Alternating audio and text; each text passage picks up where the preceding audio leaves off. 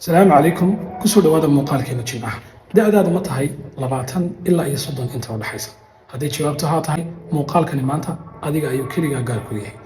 waayo da'daasi marka uu qofku ku jiro waa da'da ugu muhiimsan dhammaan noloshiisa oo dhan waa da' uu ka soo baxayo yaradii iyo carruurnimadii dhinaca kalena weli una gaadhin qof weyn oo mas-uuliyadii ay saaran baaritaan dheer kadib waxaan maanta jeclaystay inaan kula wadaago saddexda tale ee ugu muhiimsan ee la siiyo qofka da'daas oo kale maraya qodobka koowaad weligaa noloshaada ha ka raadinin fudayd ama jiljileec waxa aad loola yaabaa qof da'diisu ay xilligaas oo kale ama heerkaas oo kale ay soo marayso haddana raadinaya inuu nolosha raaxo ku helo oo ku raaxaysto waxa laga yaabaa qofku marka uu weynaado ee da'diisu 50-60 meelaha ay dhaafto waa laga yaabaa inuu ku fikiri lahaa xilligii uu fadhiisan lahaa ee uu nisan lahaa laakiin macquul maaha qofkii uu da'diisu ay aad u yar tahay oo xilligaas oo kale jira inuu isweydiiyo uu ka fikiro sidee baad u nasataa ama noloshiisa inta ugu badan uu ku qaato nasasho waxaad arkaysaa qofkii waxbarashadii ka cabanaya qofkii waxbarashadii ka cabanaya adeegeeda oo leh adaka waxaad arkaysaa qofkii haddii uu shaqaynayo oo da'da uu shaqo ku helo ka cabanaya shaqadii oo saacadaha dhaadheer ee shaqada iyo waqtiyada shaqada la soo gelaya ka cabanaya waxaa loo baahan yahay marka aad da'daas oo kale aad tahay inaad isweydiiso xilligaas oo kale haddaad ku nasato goormaad shaqaysan doontaa goormaad se wax qabsan doontaa dhinaca kale waxaa muhiima marka aad da'da aad jirto oo ay khubaradu sheegaan in aad ka baxdo nolosha dhalanteedka ama waxa loo yaqaano riya maalmeedka dhalinyar badan waxa aynu maanta aragnaa iyagoo uu doonaya in nagasyarka ama sanadka soo socda ka fikiraya siduu ku noqon lahaa bilyaneer waxa laga yaabaa arrinkaasoo kale inuu u dhow yahay arrin khiyaaliya ama aan maskaxda bini'aadanka aan geli karin isagoo welibana ay u dheer tahay isagoo weli waxbarashadiisii aanan si wacan aan waxbarin si fiicanna aanan diyaar u ahayn inuu shaqaysto taasi markaa dhallinyarada waxa ay ku sababtaa in ay waxyaabo badan oo laga shiisan yahay xataa xalaalnimadooda ay galaan sida forex oo kale one expertka waxaasoo dhan waa riya maalmeedka iyo khiyaaliga oo ninka dhallinyaradii ku nool yahay ee uu isleeyahay sideebaad si degdega aad u nasataa marka qodobka koobaad waxa weeyaan waxaa loo baahanyay waa xilligii waxaad joogtaa dadaalka waa xilligii waxa aad joogtaa aad horumarka aad samayn lahayd qof walba inaad ku xisaabtantid da'da maanta haddii aad joogto in aad tahay in uu hadhow toole la arki doono uun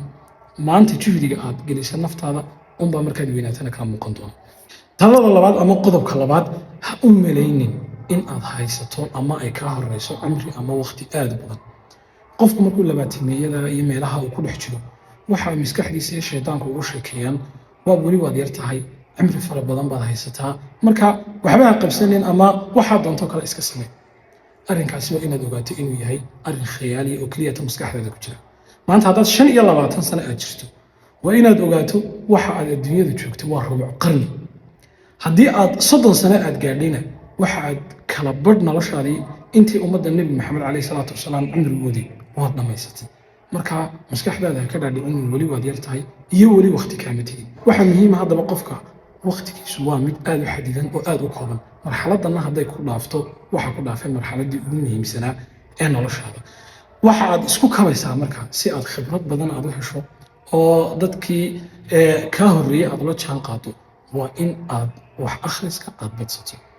wax akhrisku wuxuu kaa caawinayaa qof maanta da'diisu 70-80 ay socoto ayaa ku siinaya wax alle iyo wixii khaladaad uu soo sameeyey iyo khibradihii noloshiisa uu soo qaatay maadaama isagoo aanuna kusoo noqon karinina adiga maanta da'daa jooga ayaa ka faa'iidaysanaya marka qof waliba waa inuu ku fikiro inuu waqtigiisa sidii uga faa'iidayn lahaa maanta waa inaad ku fikirtid sidii waqtigaaga ugu badan aad uga faa'iidaysan lahayd waa inaad number 1 aad dhaqan ka dhigato wax akhriska qodobka labaad ee muhiimka loo baahan yahay waxa weeyaan si walba oo aad u yareyn karayso waxa waqtiga kaa luminaya waa in aad yarayso oo ay kow ka tahay social media marka qof walba waxa loo baahan yahay inuu waqtigiisa u ilaashado ugu yaraan waxa laga rabaa qofku inuu bishii akhriyo 2 buug labada buug maaha kuwa uu iskuulka ku dhigto ama jaamacadda ku dhigto laakiin 2 buug oo ka gaara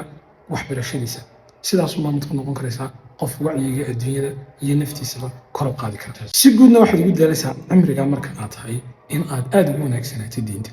oo aad ku dadaasho inaad salaatuleylka aad kacdo aad ku dadaasho quraan akhriska inaad badiso waayo waqtigan wixii aad dhaqan iyo caado aad yeelato unbaa noloshaada inta ka dambaysana ku wadaya qodobka saddexaad ee ugu dambeeyaan kusoo gebagabeynaya waxa weeyaan waa inaad ku dadaasho inaad ilaaliso caafimaadkaaga qofka cimrigaasoo kale marka uu jiro waxaa laga yaabaa inay naftiisa ugu sheekaynayso ama uu ismoodayo waad caafimaad qabtaa alxamdulilah waxba kaama dhina dadka inuu u haysta maskaxdiisa qofku markuu weynaado inuu xanuunsado ama cudurrada uu qaado laakiin waxa aad ogaataa in maanta sida aad jirkaaga aad ula dhaqanto u beritoole isaguna kuula dhaqmi doono marka waxaa lagama maarmaana inaad ka fikirto caafimaadkaaga oo xilligii aad ilaalin lahayd maxaa haddaba muhiima si aad caafimaadkaaga u ilaaliso lambar kow waxaa loo baahan yahay jimicsi joogta inaad samayso haddii aad iska fadhido ama aad iska hurdo jirkaagii waxaa laga yaabaa in aad dhaxasho xanuuno aad u badan marka caafimaadku waxay dhahdaan waa triangle waa saddex xagal weeyaan boqolkiiba 30 caafimaadka waxa ah jimicsiga marka jimicsigu waa lagama maarmaan inta ugu yar ee qofku ka jimicsan karaan waxa weeyaan wiigii inuu hal saac jimicsado ama maalintii 30 daqiiqo ilaa 20 daqiiqo inta u dhaxaysa haddaynu maalinla aynu ka dhigno qodobka labaad ee muhiimka isagana caafimaadka boqolkiiba 30 ka qayb qaatay waa hurdada rag dhalinyaradu marka ay qofku meelaha waqtigan oo kale uu marayo waxa uu ku fikiraa ama inta ugu badan ay u badan yihiin inuu habeenkii soo jeedo arrinkaasi waa arrin aad u khaldan waana arrinka qofka dhaxalsiiyey inuu degdeg u gaboobo inay cudurrada wadnaha iyo maskaxduba ay ku dhacaan waxaa loo baahan yahay marka ilaahay subxaana wa tacaala jidhkeenna wuxuu ugu talagalay habeenkii inuu nasto habeenkii markaa waxaa la soo daayaa maado loo yaqaano melatonin maadadaas waxay daraasaadku sheegaan waxay soo baxdaa 9 habeennimo ilaa iyo 12 inta u dhaxaysa xilligaa markaa haddaad soo jeedo wixii intaa ka dambeeya jirku wuxuu isku diyaarinayaa inuu soo kaco waa sababta markaa qofku xataa hadduu maalintii oo dhan uu hurdo hurdadiisu ayna macno u samaynin oo ay uga faa'iido badan tahay 2 saacadood ama 3 saacadood habeenkii seexdo markaa hurdadu waa shay lagama maarmaana waa inaad ku dadaasho inaad habeenkii aad hore u seexdo subaxiina aad hore u kacdo sidoo ilaahay yidhi subxaana wa tacaala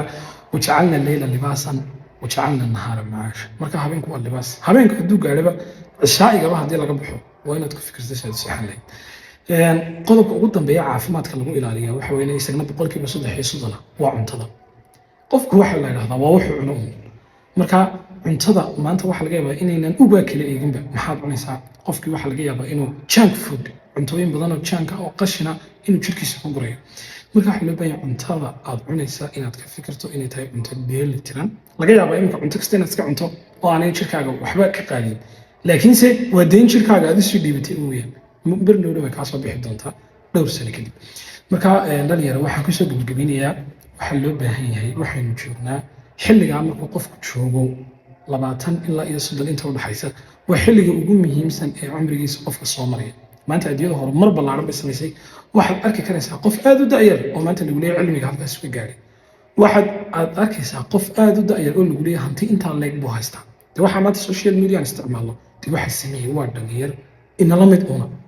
marka waxaa loo baahan yahay qof walba waxaan ku celinayaa wixii inta dadaal aad naftaada geliso